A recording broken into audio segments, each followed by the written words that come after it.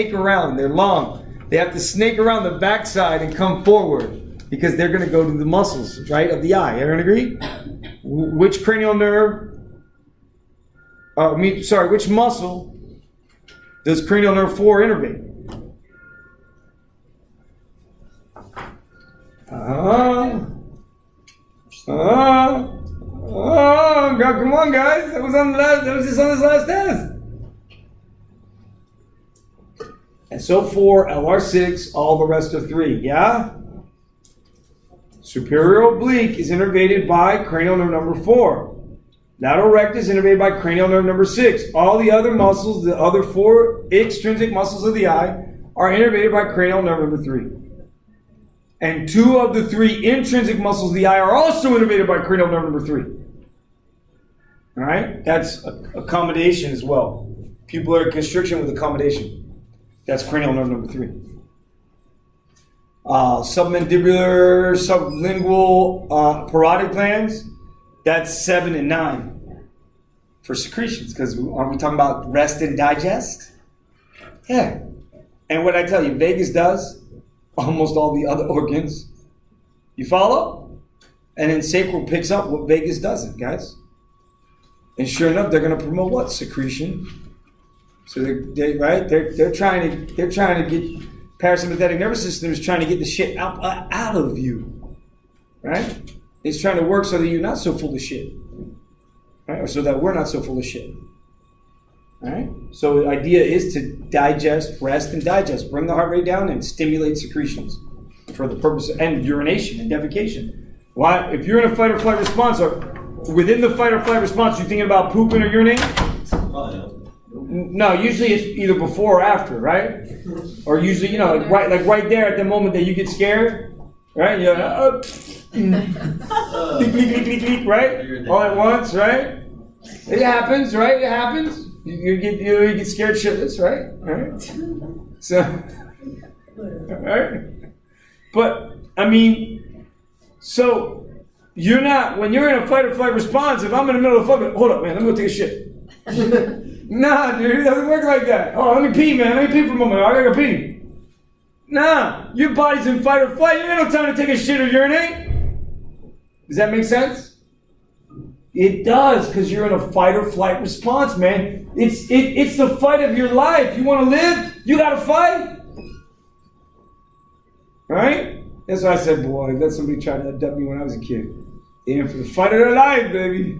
I'll be going for everything, every vital organ. Or if someone pisses their pants in a fight or flight. In a fight or flight response, it can happen, but it'll happen at the onset of the initiation of the fight or flight response, not during the fight or flight response. You hear me? So how'd I get my dog out of his fight or flight response? Damn doggy. I put him on. I just had to let him bark it out. I just let him bark it out because he wanted the 3rd and 4th and 5th and 6th try, and I was like, yeah, Daddy's got to work, man. I'm sorry, man. Sorry you couldn't get it right the first time, brother. Maybe next time. So he was like all wild up, right? He's like, wow, wow, wow. He's barking at her. He wants her to come back, and of course the owner calls her to come back inside, and then he's already in because I'm already getting fed up watching this, right? This is like early morning, right? It was pretty ridiculous is what it was. So now my buddy is getting his nuts removed. He's getting them removed because if he can't control himself, then he's getting his nuts removed. Then he can be shooting blanks for the rest of his life. So all good, right? You just can't sire any kids. But again, guys, this desire is in every creature. Right?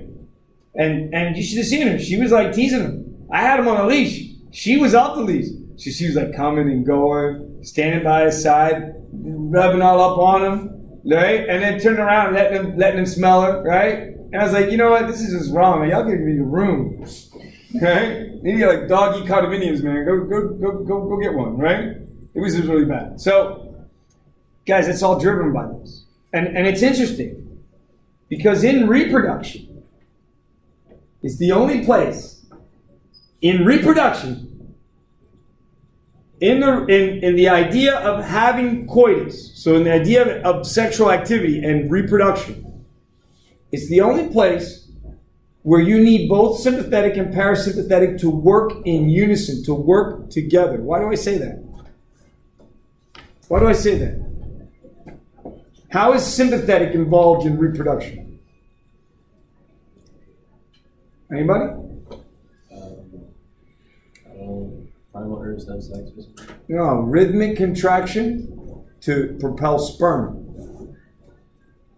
And then rhythmic contraction of the uterus and the vagina for the purpose of coercing this, coaxing the reproductive system of the male to actually ejaculate.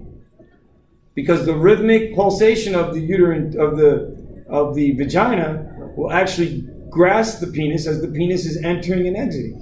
And that friction with the gripping will actually stimulate the penis to then send information back into the spinal cord to cause rhythmic pulsation. As it comes up, it goes down, it gets processed, comes back down, tells the smooth muscle and the vas deferens of males to rhythmically contract to propel sperm from the testicle to the outside world into the female reproductive tract. You follow? So what happens? Well, you can't, obviously, right? You can't insert a penis into a dry vagina. That's rape, right? Or rough sex. This is the reason why it's difficult to prove otherwise. In some cases, you guys, what does that do? Healthcare workers, when you come in, you got to collect the evidence, yeah? And this is huge. This is a huge problem. You got to collect all that evidence. Well, sure enough, the dilation of the clitoris and the dilation of the penis, which would cause erection of the penis and erection of the clitoris, is driven by parasympathetic nervous system. The secretion of what comes out of the penis and the secretion of what comes out of the vagina are secretions nonetheless, parasympathetically driven. Everybody understand that? But the rhythmic pulsations when one hits climax, right? The rhythmic pulsation of the vagina and the uterus in females and the rhythmic pulsation of the vas deferens in males is sympathetically driven. So actual secretions are parasympathetic.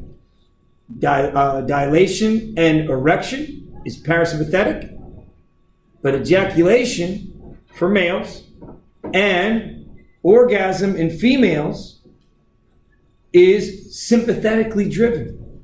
And I can tell you, if you're trying to get pregnant, boy, you better make sure that you're properly stimulated. And this is the reason why females have the ability to have multiple orgasms. Because the tube has to be lubricated properly before introduction of the penis into the vagina. All right?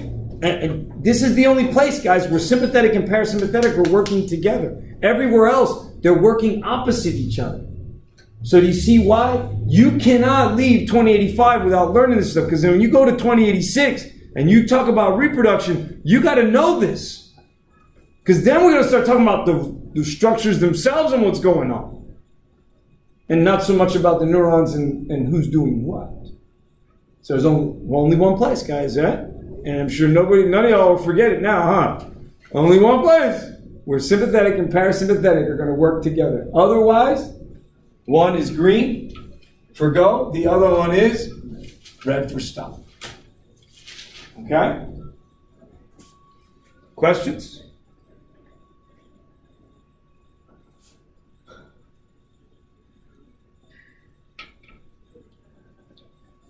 So keep in mind now, I'm not drawing in here. I only drew the spinal, the sensory nerve coming in and the motor nerve going out at the reflex as a simple reflex.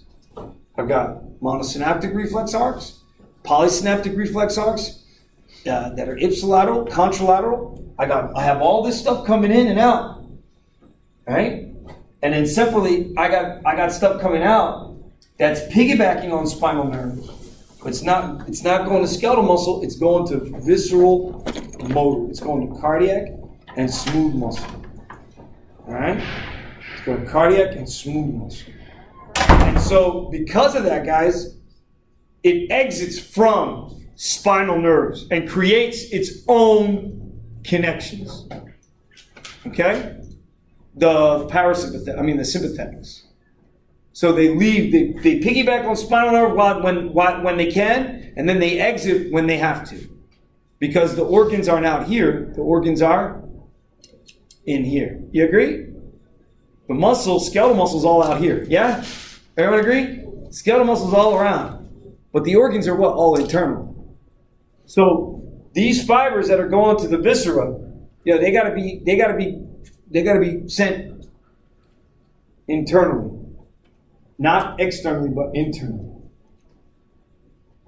And so it's interesting because this is the physiological effect, guys. It's norepinephrine at the heart that will increase its heart rate, its contractility, its ability to squeeze harder, the amount of calcium that it can bring in and store as a muscle. And the epinephrine on blood vessels will cause the constriction. That's what increases the blood pressure as well. See that? And then in the lung, sure enough, so in the brain, you'll get this increase in respiratory response. Remember we talked about the areas of the midbrain and pons have nuclei in them that regulate respiration. But sure enough, what? The primitive brain is regulating those centers of respiration. The limbic system regulates those centers of respiration. Doesn't every living creature have a need and want to breathe? Yeah. All right? So, and if you cover their nose, they're going to gasp, right? You cover their nose and their mouth, they're going to gasp. Everybody's going to do that. Doesn't matter what animal you do it to. They're going to gasp. It's normal. It's part of the primitive brain, guys. Every creature has it. Anything that you can think of that any creature has, then go ahead and just associate it with primitive brain, guys. You follow me? We are the only ones who have this kind of part of the brain that we're supposed to be using regularly to be actually thinking, but most of us don't. All right? So that norepinephrine, epinephrine versus acetylcholine, that's what's making the difference, guys. That's what's doing the difference. Okay? Acetylcholine at the heart will obviously what? Decrease the contractility. In the lung, on the trachea itself, guys, what would I want norepinephrine to do? Would I want my trachea to close when norepinephrine is present, or would I want it to open? Why open? So you can breathe. Because I need more oxygen, don't I? I'm in a fight or flight response. I'm green for go. Got me? So I'm gonna increase my respiratory rate. That means the rate at which my diaphragm contracts, but I'm also gonna open the airway. It's called bronchodilation. I'm gonna write it there. Pupillary dilation and bronchodilation. So guys, do you have to remember that this is pupillary constriction, that's pupillary dilation? No, just remember one is pupillary dilation, the other one, and the other one's bronchodilation, and then this has to be the opposite. You get me? Guys, if this one increases heart rate, this one's got to decrease heart rate. This one increases respiratory, this has got to decrease heart rate. This increases blood pressure, this has got to decrease blood pressure, guys. You don't have to memorize this. You don't have to memorize this part. Just memorize this, and this is the opposite. Except for in reproduction, where the two are working together. Huh? That's one of the questions on the homework. By the way, homework is up, right? I assigned it.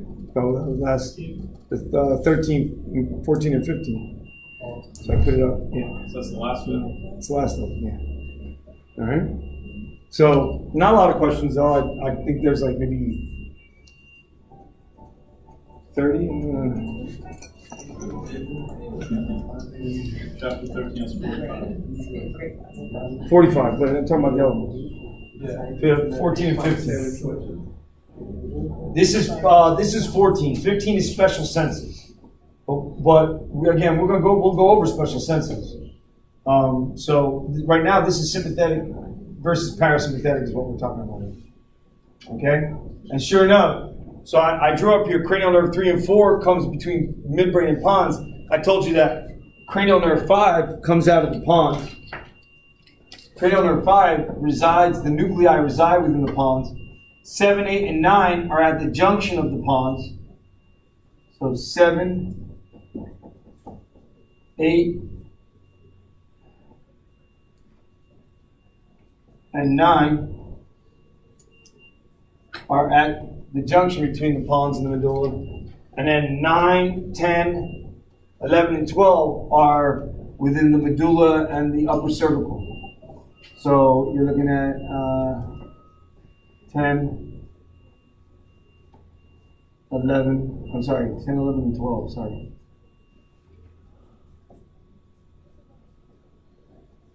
Where's 1 and 2? 2 is right here and 1's sitting right there because they're gonna be coming in directly into the diencephalon. Okay, because they're higher up. Remember, cranial nerve number 1's got to sit in the ethmoid bone, right? And then cranial nerve number 2 has to crisscross and exit through it's got to exit through the back of the eyeball because it's a sensory information coming from eyeball, and it's running back. And some of that information is going to get crisscrossed right at where the sphenoid, the solitosum of the sphenoid bone is, and then it goes back and reflects. So cranial nerve 1 and 2 are higher up, okay? And so because they're higher up, they're reflecting back into different structures of the brain. Remember, they're both sensory, right? 8, same thing. 8 is sensory. So it is at the junction between pons and medulla. But as it comes in, it's coming in to enter and bring information about what you're hearing and of course balance, because this apparatus is not just for hearing, it's also for balance. And it's not just a nerve, it's a whole organ, guys. Your inner ear is a whole organ designed for the amplification of sound and for interpreting linear acceleration in different directions versus angular acceleration. So we can amplify sound and sense acceleration. What we can't sense is velocity. This is why I could I could cover your eyes. I know it sounds weird. I could rendition you. All right? Cover your eyes and throw you in the back of a truck and you would know how fast you're going. Unless if I was constantly accelerating, you wouldn't know how fast we were going. But if you felt me accelerating, then you know that we were at least speeding up. So you can feel when we speed up. You can sense when we speed up and slow down because changes of an acceleration, not speed. Our ears aren't designed to translate speed. They're designed to translate changes in velocity, which is by definition is acceleration. As the definition of acceleration is changes in velocity over the changes in time. It's physics.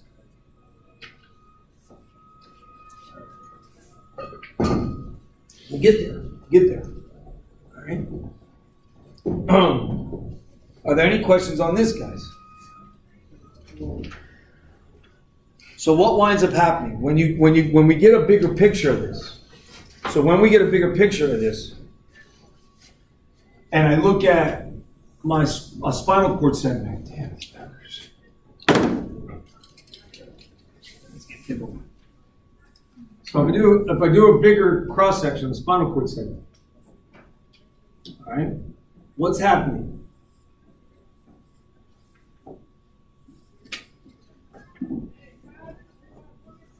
If I'm in cervical,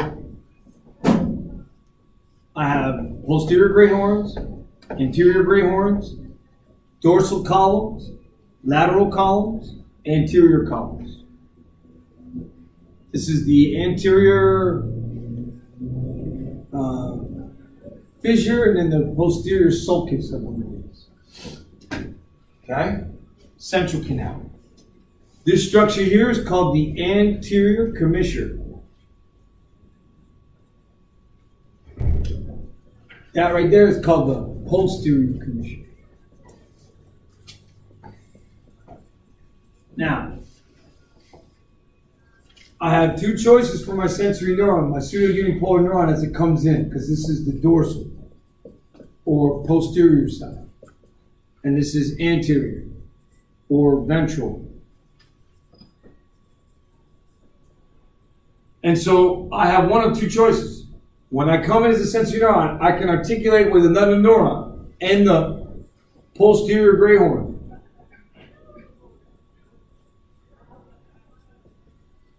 Right? And as that sensory information comes in, it's going to decide 80% of them are going to cross and enter into this lateral white matter tract. It's going to go up. Follow, guys? And this could be cervical, could be lumbar, could be sacral, doesn't matter. It's going up. You follow? It's sensory information. It's being brought in, and it's not the dorsal column and medial and meniscal pathway. This is the lateral. Once they enter the lateral gray matter, once that 80% enters the lateral gray matter, they're going to be referred to as lateral spinothalamic tracts. Okay, so this is 80% are LST, lateral spinothalamics. Others will come in and come into the anterior gray matter. Anterior gray matter tracts. Sorry, white matter tracts.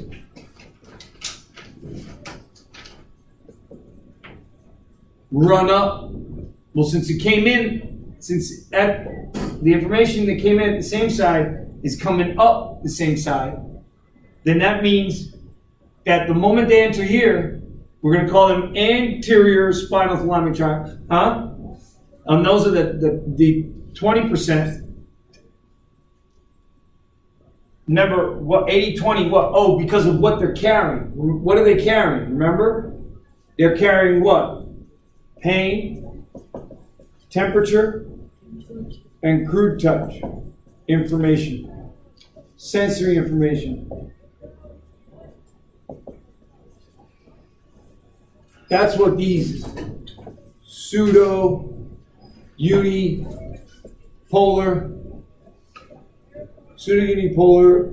neurons are doing. So this is its dendrite. This is its axon. That's its cell body. Well, we don't have one, we have many. Does everyone agree? And sure enough, an accumulation of cell bodies outside the CNS, we're going to call it what? A ganglia. And so what do we call this? Since it's the dorsal root, as the more axons come in, they call it the dorsal root. Then this accumulation of cell bodies, they're going to call it the dorsal root ganglia. Everybody see that? So my dendrites are bringing sensory information from periphery to the dorsal root ganglia, guys, yes? And then the dorsal root ganglia have the cell bodies where the axon hillock lies, yes? And then the axon hillock will then be triggered to fire, yes? And that's where you'll get voltage-gated channels to open. And then a propagation of an action potential. And that's the axon. So that means information's coming from here and it's going to there, yes? And it's entering into the dorsal root. Or making the dorsal root. And entering into the dorsal gray horn, or posterior gray horn. Follow? 20% of those fibers that are carrying information on the right side will stay on the right side at that spinal cord segment that they came into and go up to the medulla and then crisscross. Then go up to the thalamus. Guys, you hear me?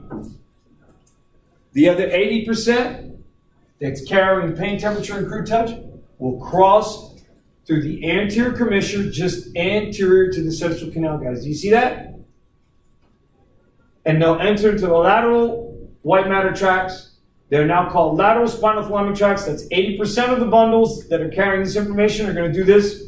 When they come up to the medulla, guess what? Oh, we already crisscrossed. We don't need to stop at the medulla. Thank you. We're going straight from medulla, pons, midbrain, thalamus. Thank you very much. Everybody see that? Everybody see that?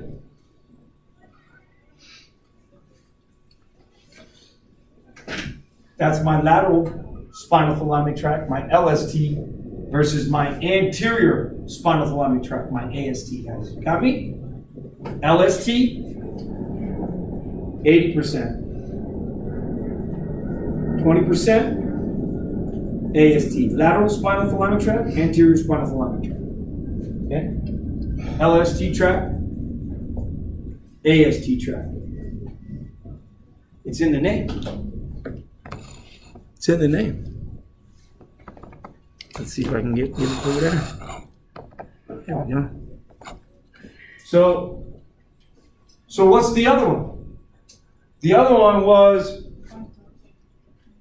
fine touch, proprioception, and vibroception, right? So the other ones were, okay, well here I got another sensory neuron. There's my cell body in the ganglia. Here I come in, but instead of me hooking up here, I come straight in. Everybody see that? I'm going right into this dorsal column.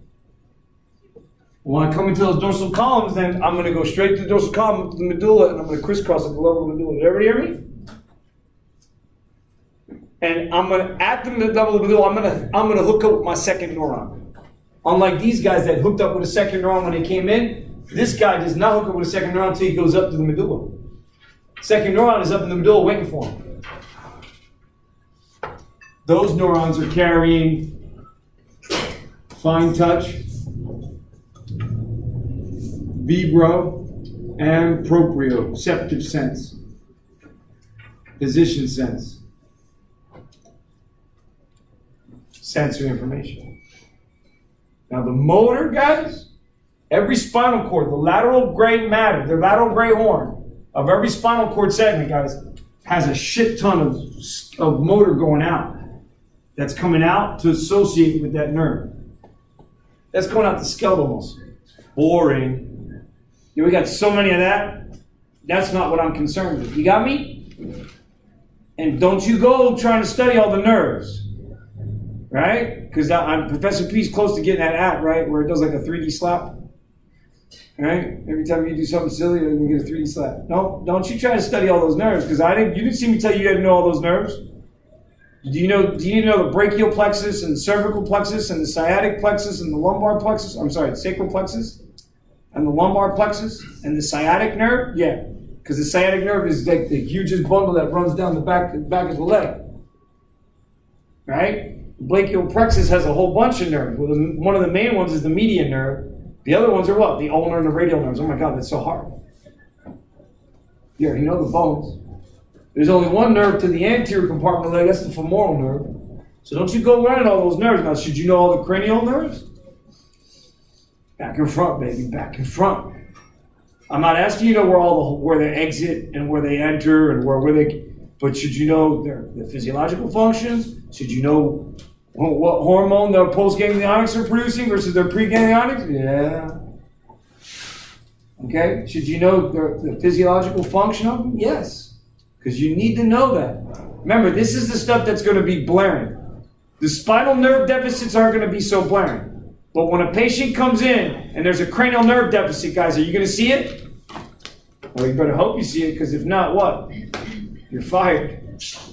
Someone comes in and you don't ask them to stick out their tongue, and when the person who then does the second person does the triage and realizes that you didn't ask them, they go stick out their tongue and kind of like, they're having a stroke. Right? Tongue deviates. Something's wrong. All you have to do is ask them to pull out their tongue, stick out their tongue. It's those little things, guys. You see the eye droop. You see the face droop.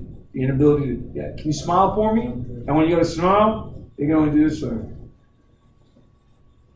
huh? Who's that? What cranial nerve is that, guys? What cranial nerve is this? Facial. So if I can't smile, what cranial nerve is wrong? 7. What side? What side? Left. When they go to smile, this part is inanimate. This part responds. See that? Guys, this is the stuff that's blaring, man. You gotta see it for what it is. Patients are going to come here and see one eyeball going this way and the other eyeball going that way. You know what? Man, that's one of the cranial nerves. Which one? Which one? If one eyeball, this eyeball's going this way, and the other one is straight, guys. Which cranial nerve is bad? Which muscle? Okay, so which muscle's bad? Is it lateral rectus or medial rectus? It's medial rectus. You agree? Because that means the lateral rectus is pulling the eyeball this way. So the medial rectus is bad. And what nerve does medial rectus? Optic nerve? No, optic nerve is sensory. The one below that one. Cranial nerve 1, 2, 3. Ocular motor. 4 of the 6 muscles are ocular motor. Remember, SO4, LR6, all the rest are 3. Okay? So that medial rectus, if that nerve is bad, then that medial rectus isn't working anymore. All of a sudden, the eye just goes, whoop. Now, do you think they can drive? No. You think that they can walk? No. Do you think that they could walk from the front of their house to the Uber? No. Someone's going to have to grab them from their hand and walk them to the car because they're getting double vision. You can't function with double vision, guys. Go ahead and try it. You might get it. I give you maybe 2 minutes. All right? How long can you cross your eyes and hold them? That double vision will make you dizzy and then ultimately make you want to throw up and you'll stop. You try to hold it for 5 minutes. I bet you'll be throwing up in the corner. You can't do it. You just can't do it. And your body's telling you, don't do that. Why are you doing this to me? You're messing me up. You're throwing me off, man. Don't be throwing me off. You got me, guys? Because that's how the brain is designed. Thank God. Thank God. All right? Any questions? Questions?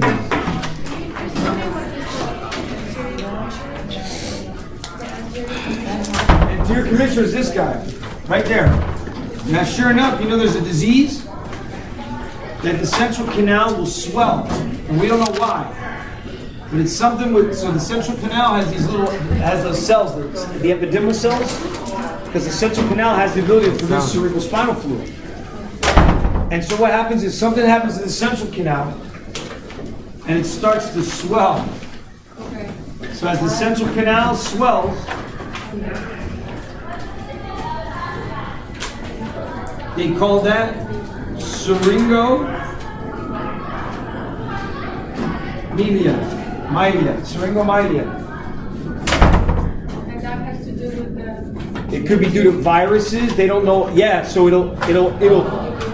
You see what happens? As it gets swollen, as the central canal gets bigger and bigger and bigger, what it's going to do? It's going to compromise the anterior commissure and whatever's running in front of it. So these people who get this disease, they lose 80% of their lateral spinal alignment tracts because not only is my left going to the right, or my right going to the left, my right's going left and my left is coming in is going right.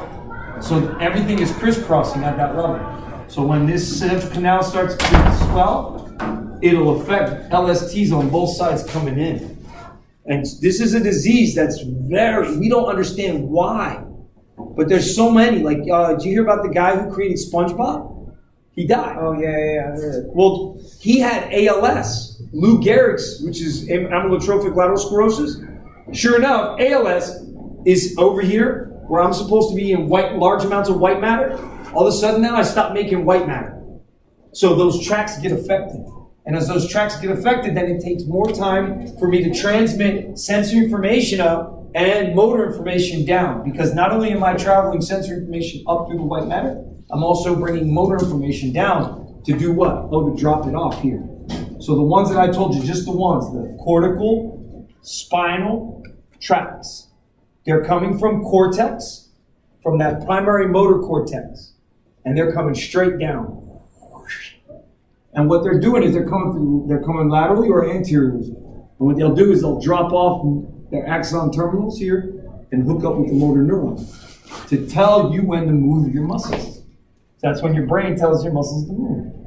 That's how your brain tells your muscles to move. Is because the impulse comes from here, it travels down through the spinal cord, and in some cases it'll cross at the medulla. In other cases, it'll come down and then crisscross and connect to the same anterior commissure. So look at the cortical spinal tracts. And when we meet next week, I'll show you this again, and I'll show you the cortical spinal tracts, how they're coming down and how they're crisscrossing. There's an 80-20 split too, as to which ones will cross at the medulla and then dive down to the spinal cord, are which ones will come down the spinal cord and then crisscross at the level of the spinal cord. So the ones that crisscross at the level of the spinal cord, they'll be affected in this disease called cerebral myelin. And this is a debilitating disease. Well, amyotrophic sclerosis, look at this. Right there, man. If I target this area right here, man, I'm sensory and motor, I'm affected. And sure enough, the motor is what? They're voluntary motor. Because that's the cortical spinals. I'm not telling you, I told you, I talked about visceral motor. Talked about where it impulse, but I didn't talk about none of the wiring that runs through the spinal cord. But the one set of wiring I want you to know is the ones that are running straight from the cortex to each level of the spinal cord and each level of cranial nerves to tell skeletal muscles to move. And that's the cortical spinal tracts. There's also the other ones called rubrospinal There's tracts. like a really nice picture. I'm not going to hold you. When it goes up and down. Yeah. Yeah, and it's complicated. It's a shit ton of wiring, man. It's a shit ton of wiring. But, I mean, the book does a decent job with the illustrations. It has really good illustrations. It's the only way how I can understand. Yeah, it has really good illustrations. When I draw it, but You see, I'm drawing it. It looks like shit, but I draw it. Right? If you draw it, it'll mean something to you too, even if it does look like crap. this I know now. Yeah. It definitely helps. It helps. It helps. Just to draw, like, you see how I didn't draw anything special. I just draw an area there. Just so you can understand the relationship and how stuff has to, all the sensory information's got to go up to the thalamus. But the motor ain't going to stop nowhere. Now, don't get me wrong. Is it going to stop? Yeah, because why? Well, I got to smooth out stuff. So I got my deep brain nuclei. Then I got to coordinate stuff. I got my cerebellum. Then I have to coordinate what? What I'm doing with proper balance and sight. So that's what my superior and inferior colliculi with the cerebellum and the motor nuclei, they're all linked and looped, and they're all getting information. Sure enough, and then they're converging to do what? To synapse on these motor neurons that are at the what? The anterior gray horns. Not the ones in the lateral gray horns, because the ones in the lateral gray horns are not going to skeletal muscle, they're going to cardiac and smooth muscle. You got me?